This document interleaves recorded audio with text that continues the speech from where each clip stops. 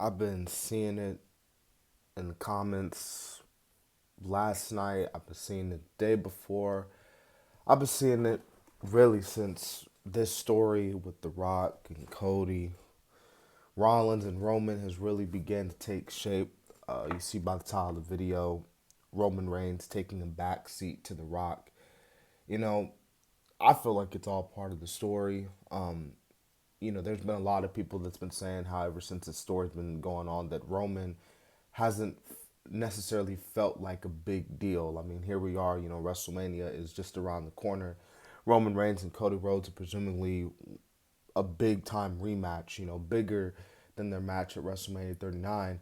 Roman Reigns has been champion for hundreds and hundreds of years at this point, and it's like he's supposed to feel like a big deal. He's supposed to feel like the main guy because he's a tribal chief. He's the head of the table, and yet in this build up, presumably this tag match, Roman Reigns hasn't felt that way. As a matter of fact, The Rock has pretty much been doing more stuff than Roman is, okay? Like The Rock, again, he did the Rock concert last night. He's been showing up on the shows, as where Roman Reigns, we all know how Roman Reigns is obviously nowadays, but I feel like it's part of the story.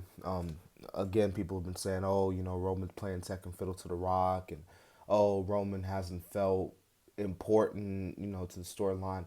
Again, I feel like that's part of the story. I feel like they're building to an eventual Rock and Roman match. Obviously, they couldn't do it this year because, again, Cody, with the whole Cody story and all that, you had to do Cody versus Roman. But you have The Rock turning on Roman, presumably at WrestleMania, or Roman blames The Rock for costing him the championship at WrestleMania, presumably if Roman loses, and that sets up Roman versus The Rock at WrestleMania 41. Because I don't know if y'all been seeing it.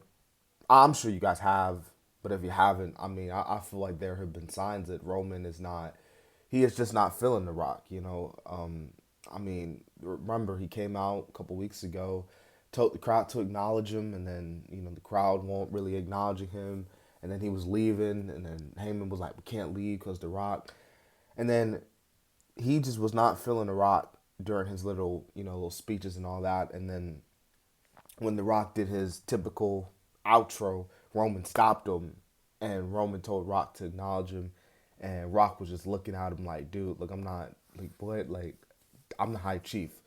Hell, you just heard The Rock say it last night. He's the final boss, and I think that line, like Roman Reigns, might kind of you know eat at him a little bit and be like, hey, cuz like I'm the final boss. I'm the tribal chief. I'm the head of the table.